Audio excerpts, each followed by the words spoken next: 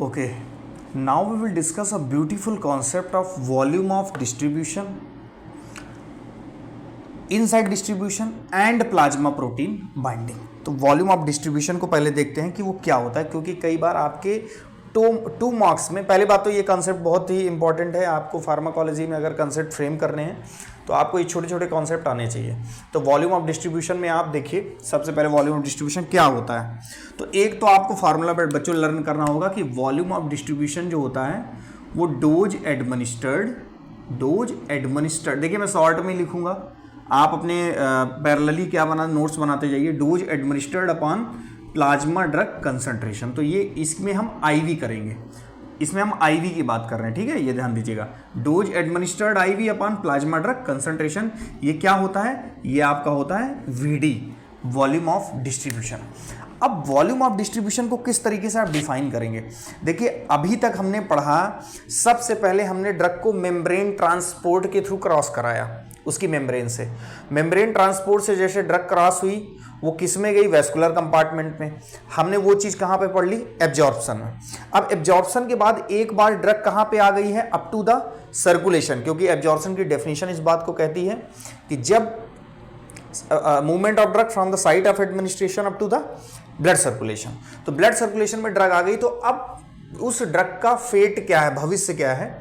तो यहां पे हम देखेंगे कि वो ड्रग जो वैस्कुलर कंपार्टमेंट में है वो कहां जाएगी। तो देखिए कैसे इसका ट्रांसफर होता है। तो सबसे पहले आप इस चीज को देखिए, सपोज करिए कि ये जो है आपका क्या है, मार्कर थोड़ा स्लो चल रही है, आपका ये क्या है, वैस्कुलर कंपार्टमेंट है, राइट।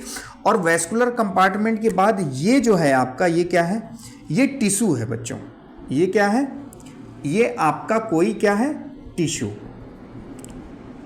अब ये भी क्या है आपका, टिश्यू। और यहां पे क्या होगा, टिश्यू फ्लूइड। यहां पे क्या होगा, टिश्यू फ्लूइड होगा, राइट। और यहां पे भी टिश्यू फ्लूइड होगा। तो अभी देखिए हमने बात क्या कर ली, हमने लास्ट टाइम एब्जॉर्प्शन में ये पढ़ लिया कि ड्रग हमारी कहां है, इनटू द सर्कुलेशन। अब बच्चों सर्कुलेशन में दो चीजें होंगी जो डिसाइड करेंगी कि ड्रग यहां से कहां जाना है। और एक बात और, ड्रग का वेस्कुलर कंपार्टमेंट में रहना या ड्रग का वेस्कुलर कंपार्टमेंट में नहीं रहना, इट मीन्स ये कहां शिफ्ट होगी, in the tissue fluid, in the tissue fluid. तो ये किस बात पे डिपेंड करता है कि कोई ड्रग टिश्यू फ्लूइड में कितना ज्यादा जाएगी। तो ये बात डिपेंड करता है, नंबर वन, सबसे पहले ये डिपेंड करता है किस पे, लिपिड सॉल्युबिलिटी पे।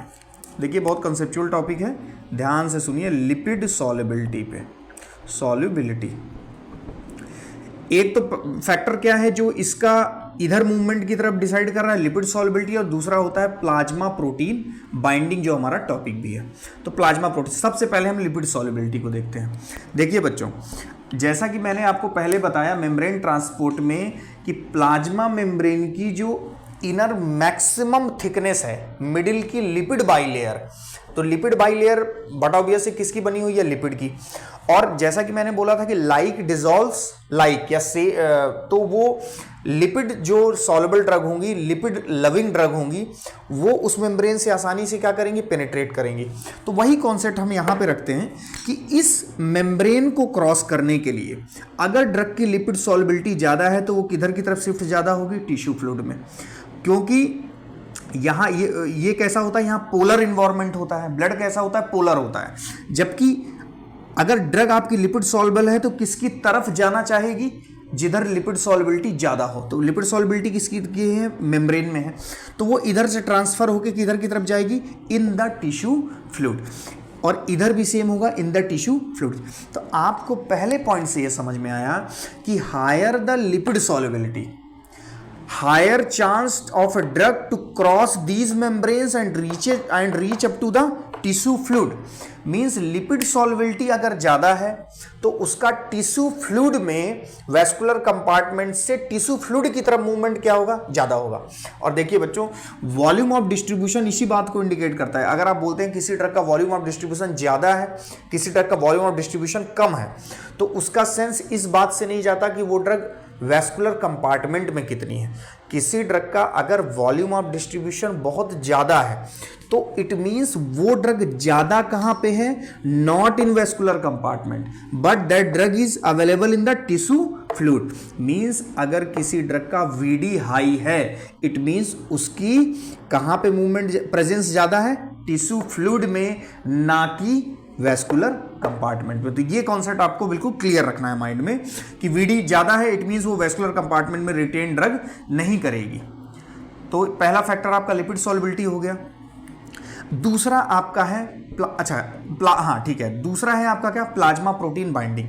बच्चों देखिए आपको पता है कौन सी प्रोटीन, प्लाज्मा प्रोटीन। अब प्लाज्मा आपका कहाँ है, ब्लड में है। सपोज करिए मैं ये बना देता हूँ ये प्लाज्मा प्रोटीन्स हैं। अब ये प्लाज्मा प्रोटीन्स जो हैं ये अपने एसिड या बेसिक नेचर की होती हैं। कैसी होती हैं, एसिडिक या बेसिक। फॉर एग्जांपल जैसे आप एल्बुमिन की बात करें, अल्फा 1 एसिड ग्लाइकोप्रोटीन की बात करें, ग्लोबुलिन की बात करें, तो जो भी ड्रग ले रहे हैं वो भी हमारा वीक एसिड या वीक बेस है, राइट। कोई भी ड्रग आपकी स्ट्रॉन्ग एसिड या स्ट्रॉन्ग बेस नहीं है, वीक एसिड या वीक बेस है। तो अगर वीक एसिड है तो वीक बेस वाली जो प्लाज्मा प्रोटीन है उससे जाके वो अटैच हो जाएगा। तो फॉर एग्जाम्पल आपकी ड्रग इन प्रोटीन, जैसे वीक एसिड आपकी ड्रग थी तो वीक बेस वाली प्रोटीन से वो जाके अटैच हो गई। तो अब होगा क्या बच्चों कि ये ओवरऑल हम क्या पढ़ रहे हैं कि वॉल्यूम ऑफ डिस्ट्रीब्यूशन को कौन कौन से फैक्टर इन्फ्लुएंस कर रहे हैं, उसके अंदर हम प्लाज्मा प्रोटीन बाइंडिंग पढ़ रहे हैं, राइट। तो हमने पढ़ा प्लाज्मा प्रोटीन बाइंडिंग में आपके ब्लड प्लाज्मा में कई नेचुरल प्रोटीन्स हैं। वो प्रोटीन्स अपने अपोजिट चार्ज वाले ड्रग सबस्ट्रेट के लिए अफिनिटी रखती हैं बाइंडिंग की। तो अगर ये सपोज करिए ये ड्रग किससे बाइंड हो गई, इस प्रोटीन मॉलिक्यूल से, तो अब ये लार्ज मॉलिक्यूल की तरह बिहेव करेगा क्योंकि इसका साइज क्या हो गया, बड़ा। तो अब ये लार्ज मॉलिक्यूल की तरह बिहेव करेगा, इट मीन्स अपने यहां से ये मूव नहीं कर पाएगा टुवर्ड्स द टिश्यू फ्लूइड। और जब towards the tissue fluid move नहीं कर पाएगा तो हम क्या कहेंगे कि इस ड्रग का volume of distribution plasma protein binding ज़्यादा होने की वजह से क्या हो गया, कम हो गया, क्योंकि इसका मूवमेंट टिश्यू फ्लूइड की तरफ कम हो गया। हम वॉल्यूम ऑफ डिस्ट्रीब्यूशन हाई कब मानते हैं, जब कोई ड्रग टिश्यू फ्लूइड में ज़्यादा प्रेजेंट हो। तो आपके प्रोटीन से बाइंड होने की वजह से ये ड्रग क्या हो गई, और वैसे भी अब जब ये ड्रग यहीं पे रहेगी वैस्कुलर कंपार्टमेंट में तो ये नहीं जा पाएगी अपने नेक्स्ट स्टेप में। इट मीन्स किसमें, एब्जॉर्प्शन डिस्ट्रीब्यूशन के बाद कौन सा स्टेप है, मेटाबॉलिज्म। और जब जब ड्रग मेटाबॉलिज्म में नहीं जा पाएगी क्योंकि उसको प्रोटीन ने पकड़ के रखा है तो वो इनएक्टिव नहीं होगी, और इनएक्टिव नहीं होगी, बॉडी में ज़्यादा देर तक रहेगी, तो हम बोलेंगे कि ऐसी ड्रग जिनका प्लाज्मा प्रोटीन बाइंडिंग ज़्यादा होता है उनका ड्यूरेशन ऑफ एक्शन भी क्या होता है, ज़्यादा होता है, जबकि उनका वॉल्यूम ऑफ डिस्ट्रीब्यूशन क्या होता है, कम होता है। और जिन ड्रग का लिपिड सॉल्युबिलिटी ज़्यादा होती है वो क्रॉस करके आसानी से टिश्यू फ्लूइड में चले जाते हैं, उनका वॉल्यूम ऑफ डिस्ट्रीब्यूशन क्या होता है, ज़्यादा होता है, ठीक। तो एक तो ये बात आपको समझ में आ गई। अब एक सेकंड, एक कॉन्सेप्ट है यहाँ पे, कैसे देखिए। अब बच्चों यहाँ पे एक कॉन्सेप्ट आता है लोडिंग डोज का, ठीक। तो लोडिंग डोज में कैसे है मैं यहीं पे क्लियर कर देता हूँ, यहाँ पे इसको लिख देता हूँ, लोडिंग डोज। तो लोडिंग डोज में हम यहाँ पे क्या देखेंगे, देखिए यहाँ पे पढ़ लेना ज़्यादा आसान है क्योंकि कोरिलेट हो रहा है।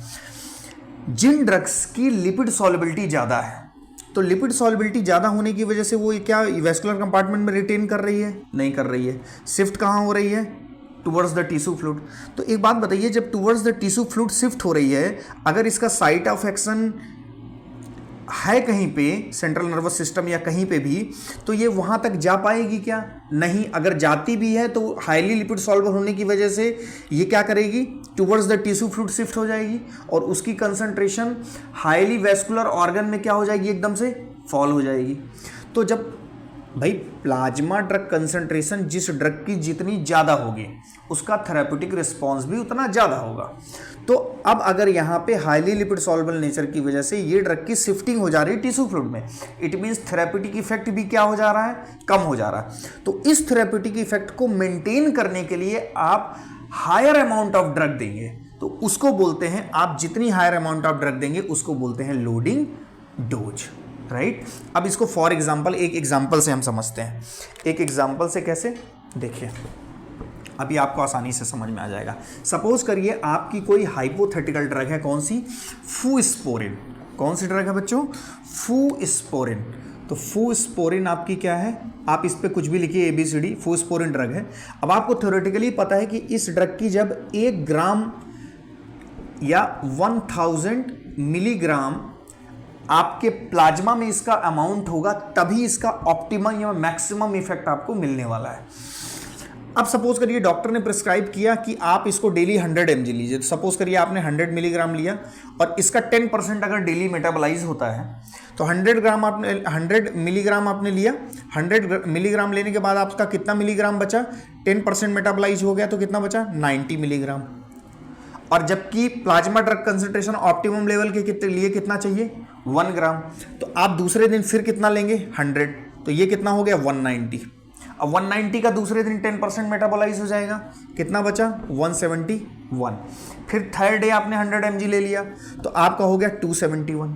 अब इसका 10% मेटाबोलाइज हो गया तो आपका अप्रॉक्सीमेटली कितना हुआ? 249.5 समथिंग। तो अब मीन्स आप ये देख पा रहे हो कि आप 100 mg डेली लेने से आपको रीच कहां तक करना है? Up to the 1000 milligram. और अभी आप कहां पे हो? 171 मिलीग्राम, 249 मिलीग्राम, फिर कुछ 300 आ जाएगा, फिर 400। It means number of days लग जाएंगे आपको वो थेरेप्यूटिक कंसंट्रेशन प्लाज्मा में अचीव करने के लिए जिसके प्रेजेंट होने पे आपको ऑप्टिमम रिस्पॉन्स मिलता है। तो अभी आप क्या करने वाले हो?